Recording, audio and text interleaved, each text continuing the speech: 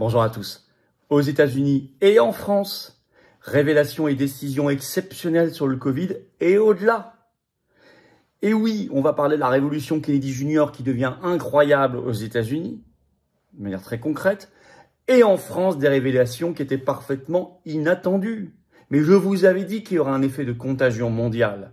Et oui, 2025, c'est bien l'année où toutes les lignes bougent fortement. Et vous allez le constater encore dans cette vidéo. C'est donc l'année où il faut agir plus que jamais. Ce que nous faisons aux Patriotes, et on lâchera jamais ce combat-là pour la vérité et la justice, et tous les combats.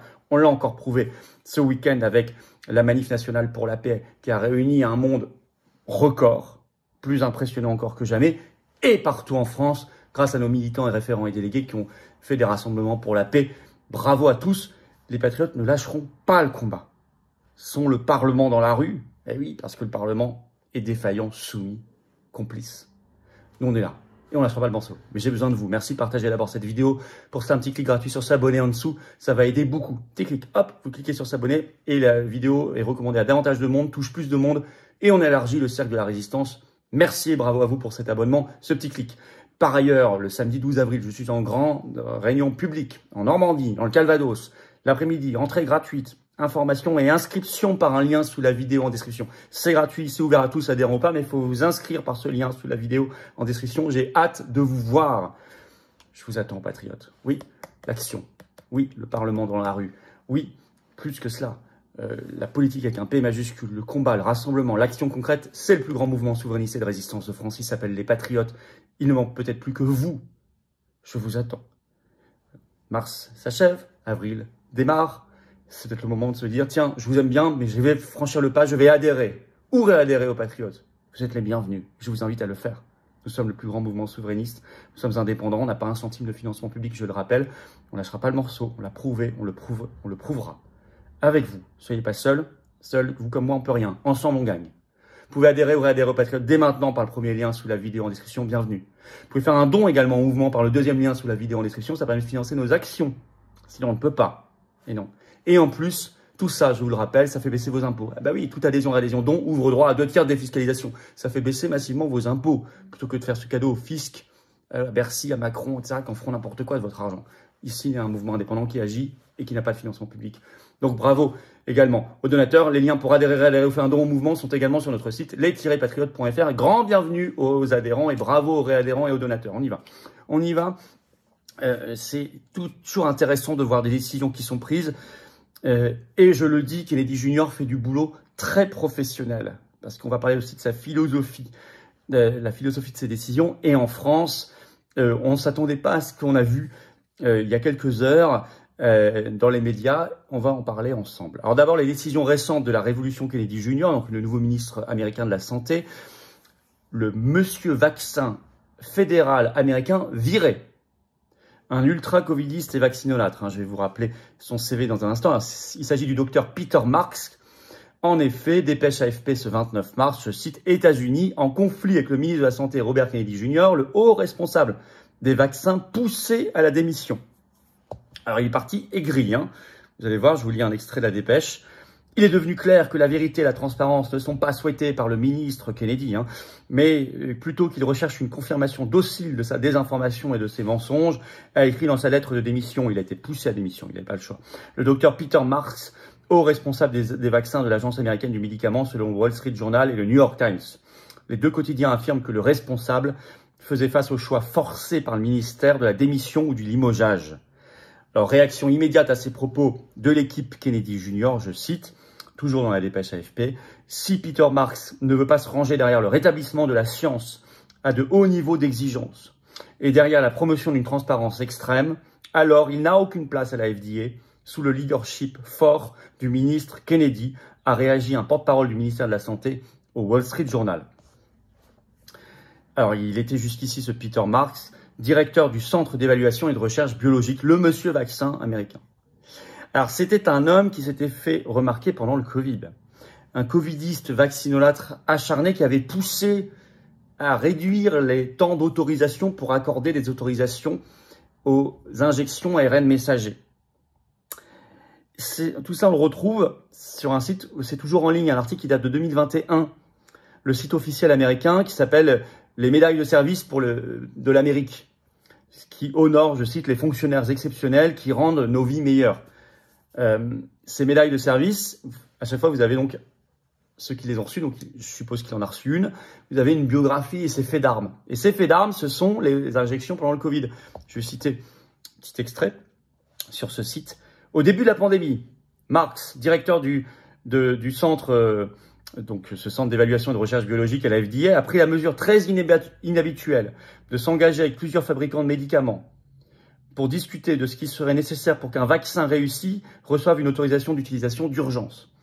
Marx a reconnu que les délais proposés par les sociétés pharmaceutiques étaient plus rapides que tout développement de vaccins précédent, mais encore complètement insuffisants pour répondre aux besoins de santé publique qui explosent.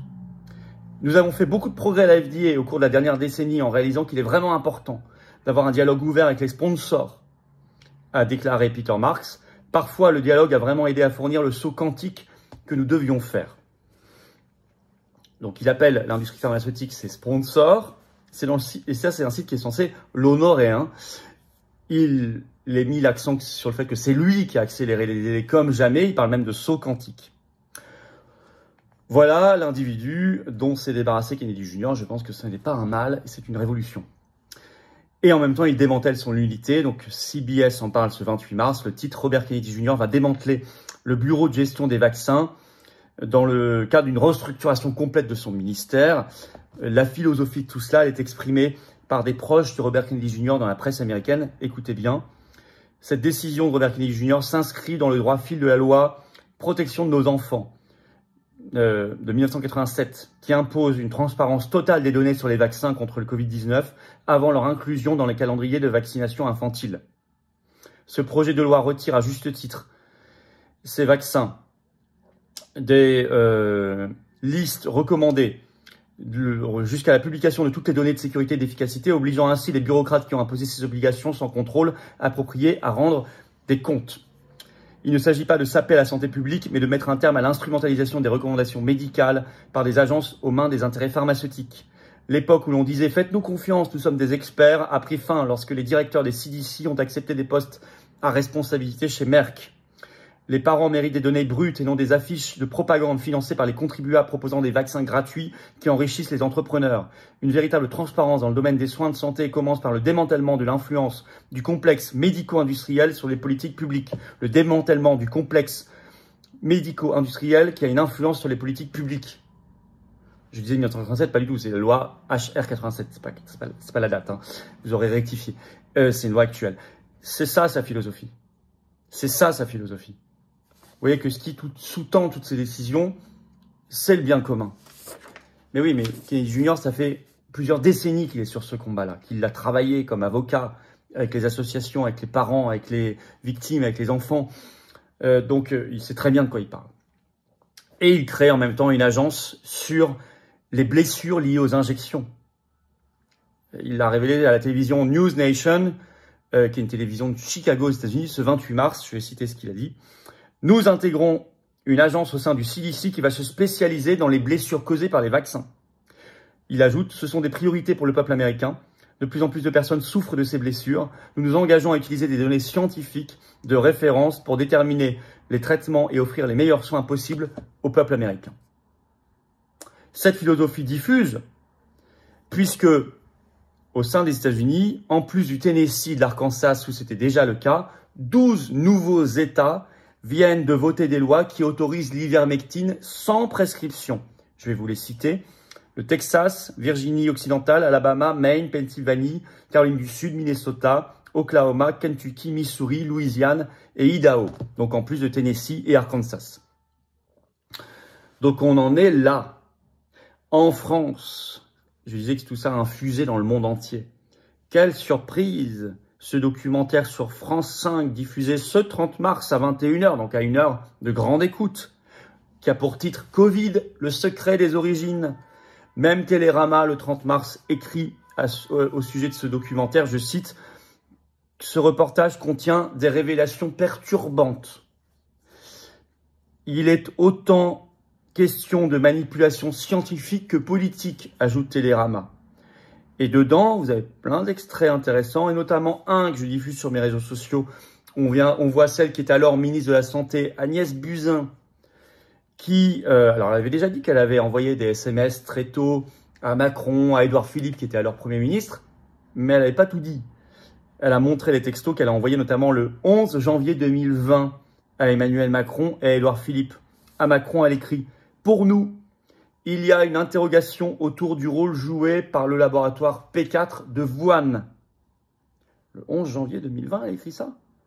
Mais plusieurs mois plus tard, et même plusieurs années plus tard, on nous dira que tout ça, c'est complotiste. Elle, qui était alors ministre de la Santé, écrit ça à Macron.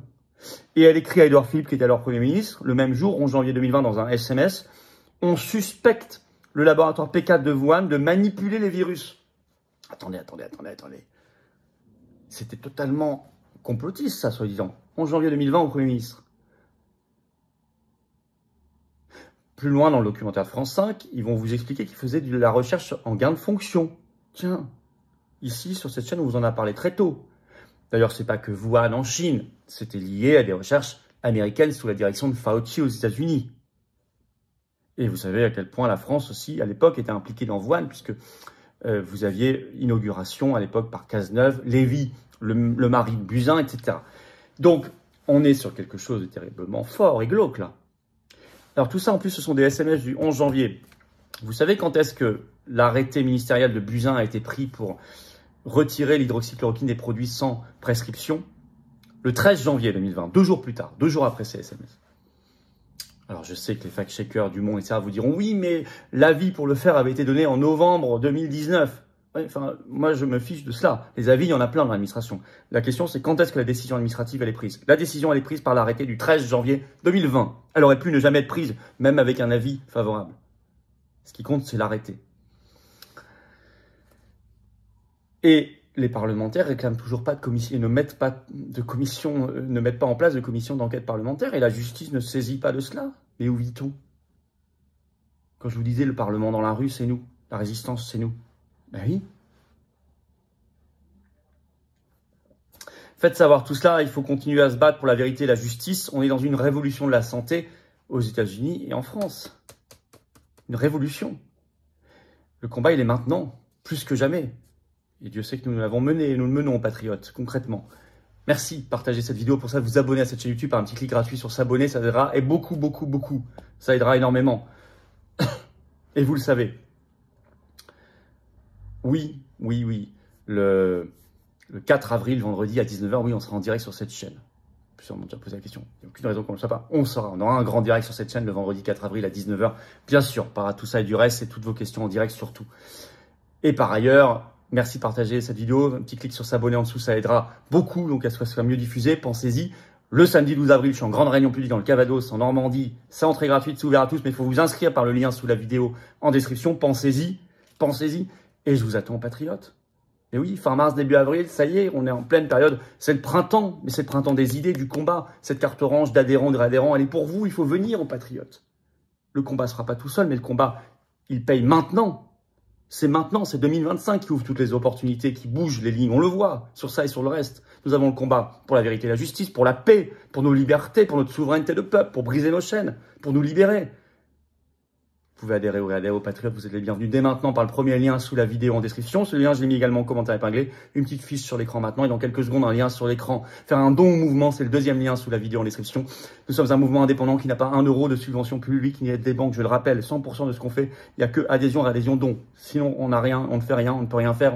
Et si on ne fait pas, personne ne fera à notre place. Bravo donc aux donateurs également. Tout ça, vous retrouverez les liens sur notre site les-patriotes.fr aussi. Et c'est défiscalisé de vos impôts aux 2 tiers. Vous mettez 100 euros, ça enlève 67 euros de vos impôts.